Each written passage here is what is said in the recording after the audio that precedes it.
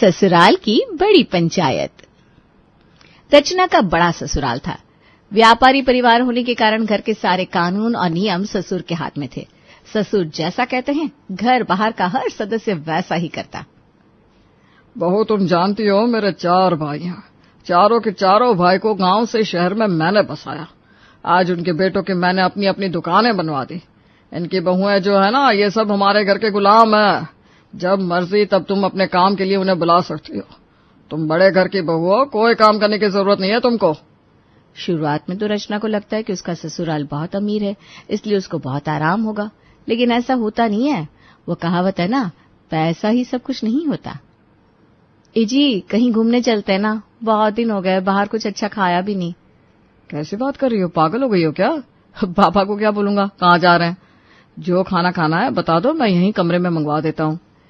रचना को ससुर की आदत का पता था, इसलिए वो पति से जिद भी नहीं करती। अगली सुबह रचना रसोई में खाना बना रही थी, तभी सास वहां आती है। क्या शिल्पा बहू, तुमने रचना बहू को घर के नियम बताया नहीं है क्या? तुम्हारे ससुर ने रसोई के लिए किस नियम को लगा रखा है? किस नियम को लगा रखा है माँ जी? ये तो मुझे भी नहीं पता, आप ही बता दीजिए। इसी बहाने आज मुझे भी पता चल जाएगा कि हमारे घर की रसोई में भी कोई कानून है।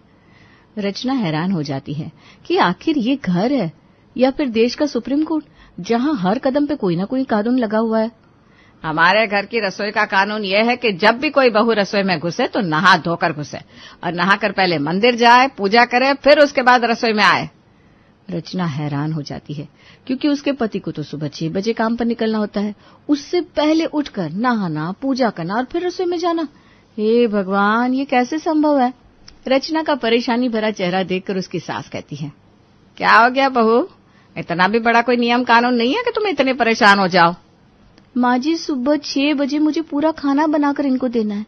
ऐसे में मैं कैसे नहा धोकर पूजा करके रसोई में आऊंगी? खैर, आप मुझे ये बताइए, क्या ये सारे कानून आपकी सास ने आप पर लगाए थे? अरे नहीं, वो तो बहुत अच्छी थी। वो और मैं तो सहेलियों की तरह थे। घर के काम कैसे हो जाते थे पता ही नहीं चलता था। वो तो ये है तुम्हारे ससुर, जिन्होंने सारे नियम कानून घर के बना रखे। मैं समझती हूँ कि तुम लोगों को परेशानी होगी, लेकिन मैं भी कुछ कर नहीं सकती। समय ऐसे ही बीत रहा था।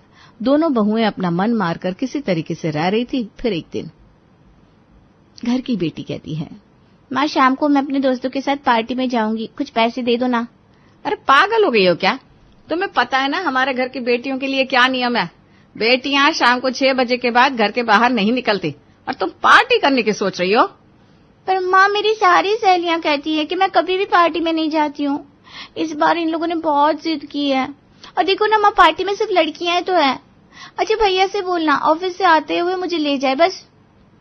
बहू की बात अलग थी, लेकिन बेटी की बात पर सास पिघल जाती है और बेटी को कुछ पैसे देकर शाम को जाने की इजाजत दे देती है। फिर शाम में, क्या बात है, रोहित दुकान बढ़ाकर अभी तक आया नहीं? वो क्या है ना पिताजी, इनको किसी काम से जाना है तो वो काम करते हुए आएंगे। ऑफिस के बाद ऐसा कौन सा काम है? मुझे तो उसने बताया नहीं। मुझे बताए बिना भी अब घर में काम होने लग गए। वाह, क्या बात है। कल को मैं मर जाऊंगा तब ये सब करना।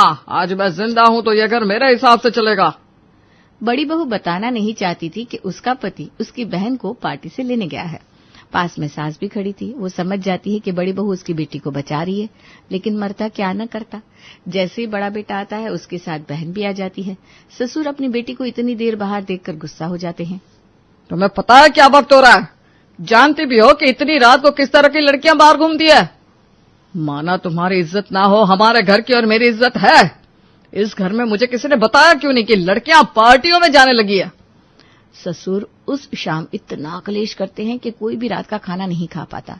सब भूखे पेट अपने अपने कमरे में चले जाते हैं और बेटी वो तो पूरी रात रोती रहती है। अपने अपने कमरों में बंद सभी ससुर की इस तुगलकी नियम कानून के खिलाफ बात करते हैं, लेकिन किसी का दम नहीं है कि वो बाहर निकलकर उनके खिलाफ कुछ बोले। तुम्हारे पिताजी ने तो घर को पता नहीं क्या बना रखा है। हर कोई यहाँ उससे डरा डरा घूमता है। कोई आने से पहले डरता है, कोई घर से बाहर जाने से डरता है। सारा दिन घूंघट। मुझे ना अब घुटन होने लगी है इस घर में। तुमने पहले क्यों नहीं बताया कि तुम्हारे पिताजी ससुर नहीं किसी कोर्ट के जज की तरह घर पे रहते हैं? तो क्या बताऊं, मेरा भी हाल कुछ ऐसा ही है। मेरे दोस्त आपस में मिलते जुलते हैं, शाम को बैठते हैं, बातें करते हैं, पार्टी करते हैं, लेकिन मैं नहीं जा सकता। मैं अगर दुकान से थोड़ी देर से आया तो पिताजी फोन पे फोन करके हालत खराब कर देते। घुटन तो मुझे भी होती है, लेकिन क्या करूं मैं। दूसरी तरफ रचना भी अपने पति से शिकायत करती है। तुम्हारी हालत देखकर तो लग रहा है कि अब मुझे सुबह 4 बजे उठना पड़ेगा। खाना ठीक से ना मिल पाने के कारण तुम इतने दुबले हो रहे हो। अरे नहीं, ऐसा कुछ नहीं है। मैं बाहर कुछ से कुछ खा लेता हूँ, तुम आराम क्या करो। नई नई शादी हुई है हम लोगों की, सुबह 4 बजे उठकर मेरे लिए तुम खाना बनाओ, मुझे बिल्कुल अच्छा नहीं लगेगा। माना नहा धोकर किचन में जाओ ये एक अच्छी परंपरा है, लेकिन इमरजेंसी भी होती है ना। कोई भूखे पेट खाना खाए बिना चला जाए और लोग नियम कानून ही मानते रहे, ये तो गलत है ना। दूसरी तरफ बेटी के कमरे में माँ उसे समझाती है। चुप हो जा बेटा, कब तक रोती रहेगी? कितनी देर से रो रही है बच्चा। जब तुझे पता है तेरे पिता की आदत क्या है तो तू क्यों वैसे काम करती है? क्या है माँ, क्यों हम लोग इनको इतना सर पे चढ़ा कर रखते हैं? क्यों हम लोग इनकी सारी बात मानते हैं? भैया भाभी हम सब घुट रहे हैं, घुट घुट के जी रहे। पापा ने हमारी जिंदगी नरक कर दी है, अब क्यों समझाते नहीं पापा को? अब तो उनकी पत्नी है। ऐसा नहीं है बेटा कि तुम्हारे पिता को किसी ने समझाने की कोशिश नहीं करी। तुम्हारी दादी भी उनको बोल बोल कर हार चुकी थी। वो अपने माँ पिता किसी की बात नहीं मानते, उनके नियम कानून के आगे उन्हें कुछ दिखता ही नहीं। न जाने हमारे घर की स्थिति हालत कब ठीक होगी। चुप हो जा बेटा, अपना ख्याल रखना, ये तो अच्छी बात है ना। और वैसे भी तुझे तो दूसरे घर जाना है, अपनी भाभीयों के बारे में सोच।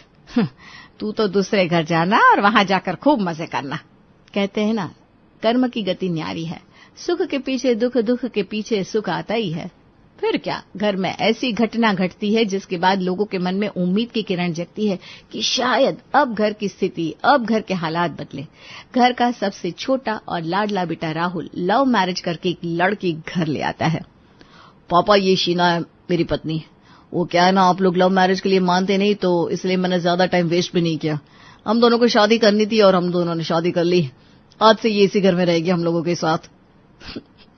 ससुर की हालत तो ये सुनकर ऐसी हो जाती है जैसे कहीं ना कहीं तो ज्वालामुखी फूटेगा ही फूटेगा। वाह वाह बेटा, तुमने बता दिया, हमने सुन लिया। और ये घर में रहेगी बेटा, तो हमने नहीं करी कोई शादी, ना हमने देखी है लड़की। बिना किसी रिश्ते के घर में नहीं रह सकती। शीना, जो कि बहुत चुलबुली और खुश दिल लड़की थी, वो शादी का सर्टिफिकेट अपने ससुर के आगे रख देती है। पापा जी कैसी बात कर रहे हैं? ऐसा कुछ नहीं हो सकता, ये ना हमारा हक है। बिना हक के आना होता तो 4 साल से हमारा रिश्ता चल रहा है। आ जाती मैं। लेकिन देखिए, ये सबूत बकायदा हम दोनों ने शादी की है, वो भी कोर्ट मैरिज। देश का कानून हमें इजाजत देता है कि हम पति पत्नी है और मैं इसी पत्नी के हक से इसी घर में रहूंगी। ससुर देखता है कि भाई शादी तो पक्की वाली है, लेकिन फिर भी उसके अंदर का गुस्सा कम नहीं होता। माना तुम कोर्ट मैरिज करके आ रही हो, लेकिन इस घर के अंदर मेरे नियम कानून चलते हैं। और एक बार मैंने सोच लिया कि मैं तुम्हें घर में नहीं रखूंगा, मतलब नहीं रखूंगा। और मैं आज फैसला लेता हूं कि मैं राहुल को अपनी प्रॉपर्टी से बेदखल कर रहा हूं। अब इस घर में उसका कोई हक नहीं है। तो जब घर पे ही हक नहीं है तो तुम यहाँ कैसे रहोगी? सभी ससुर की ये बात सुनकर हैरान रह जाते हैं कि आखिर इन्हें अपनी जिद के आगे किसी की खुशी की कुछ पड़ी नहीं है। ये सुनते ही सास बेहोश हो जाती है। सभी अफरा तफरी में डॉक्टर को बुलाकर लाते हैं। देखिए, इन्हें किसी बात का सदमा लगा है। आगे से आपको ख्याल रखना होगा कि ऐसी कोई बात न करे जिससे इन्हें फिर से ऐसा सदमा लगे, क्योंकि इस बार तो ये बच गई, लेकिन अब अगर इनके दिमाग में प्रेशर पड़ा तो इनका बचना भी मुश्किल होगा। बाकी इनको थोड़ी देर में होश आ जाएगा। डॉक्टर वहां से चला जाता है और जैसे ही सास को होश आता है, वो सबसे पहले अपने छोटे और लाडले बेटे राहुल के बारे में पूछती है। राहुल, राहुल, मेरा बेटा कहाँ? मेरा बेटा कहीं नहीं जाएगा। अगर वो यहाँ से गया तो मैं आत्महत्या कर लूंगी। मेरा बेटा, मेरी बहू सब मेरे पास रहेंगे। मैंने कह दिया तो कह दिया। जिंदगी में पहली बार सास ने ससुर के कानून नियम के खिलाफ बोला था। तेज आवाज सुनकर ससुर भी डर जाते हैं और राहुल और उसकी पत्नी को घर पर रहने की इजाजत देते हैं। शीला बहुत ही चुलबुली थी। उसने कभी सोचा भी नहीं था कि ससुराल में नियम कानून भी होता है। वो शादी होकर घर समझकर इस घर में रह रही थी, लेकिन जब वो घर के नियम कानून देखती है तो हैरान रह जाती है। ये क्या मजाक चल रहा है? घर में ऐसे कोई रहता है क्या? तुम तो नई आई हो अभी, तुम्हें क्या पता यहाँ क्या कानून है ससुर जी के।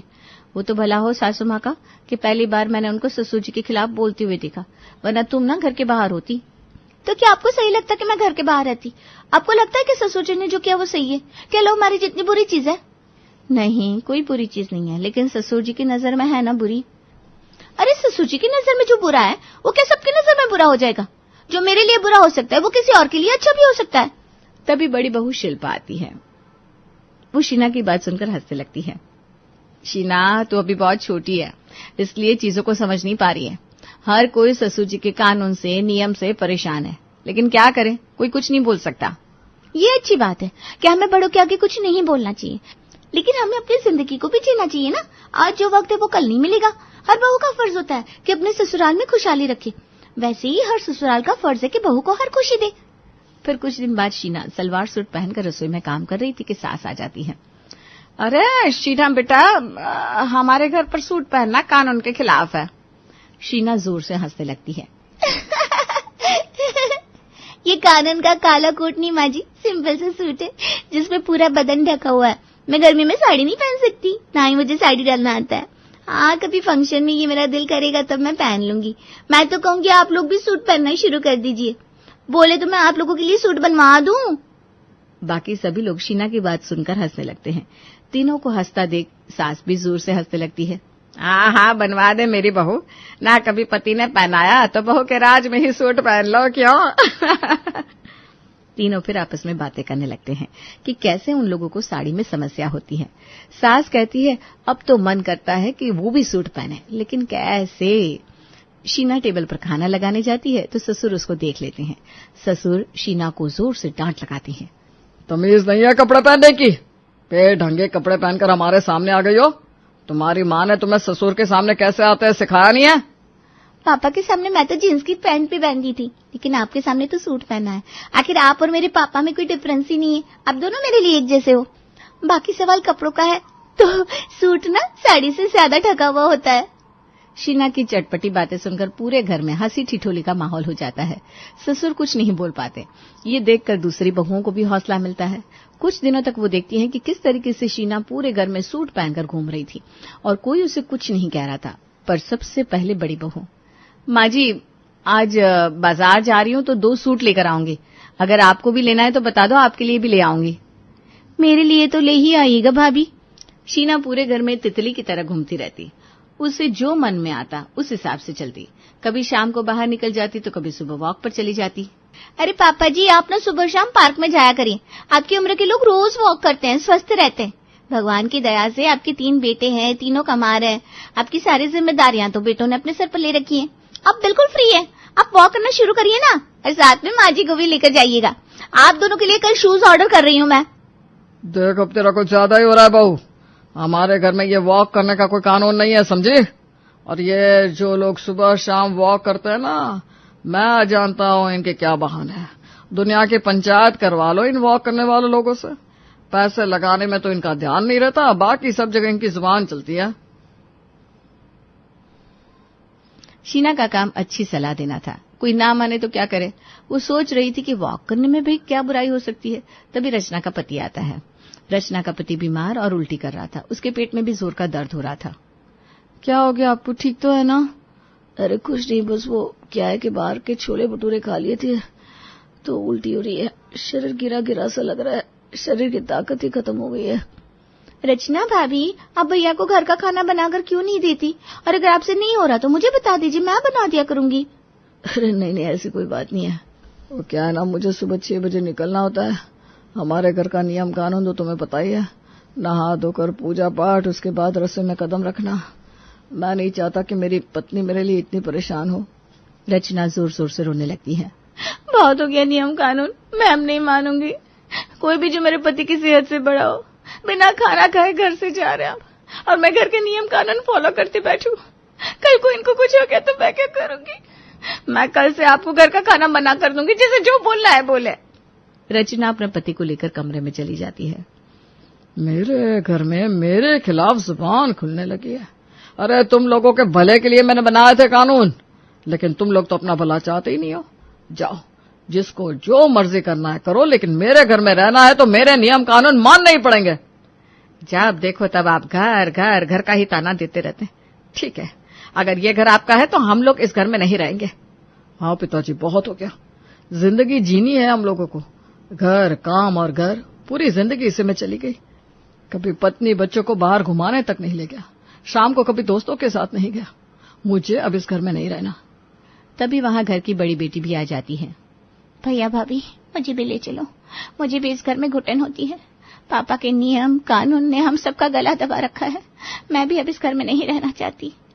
सबको अपने खिलाफ खड़ा देख ससुर परेशान हो जाते हैं। सबसे बड़ा दुख तो उसे अपनी बेटी का लगता है, जिसे वो सबसे ज्यादा प्यार करते हैं, और वही बेटी उनको छोड़कर जाने के लिए तैयार हो गई। पत्नी जिसने कभी उनके आगे कुछ नहीं कहा, वो आज इस घर में रहना नहीं चाहती। जैसे ही सब बाहर जा रहे थे वैसे ही ससुर बोल पड़ते हैं। रुको, किसी को कहीं जाने की जरूरत नहीं है। मैं समझ चुका हूं कि हर कोई अपना जीवन जी रहा है। जो समय आज है वो कल नहीं रहेगा। मुझे मेरी गलती का एहसास हो चुका है। शीना बेटा, तुम्हारा शुक्रिया। तुमने इन लोगों को अपने हक की बात कहने की ताकत दी। कोई कहीं नहीं जाएगा, सब साथ रहेंगे अपनी मर्जी से, खुशी खुशी।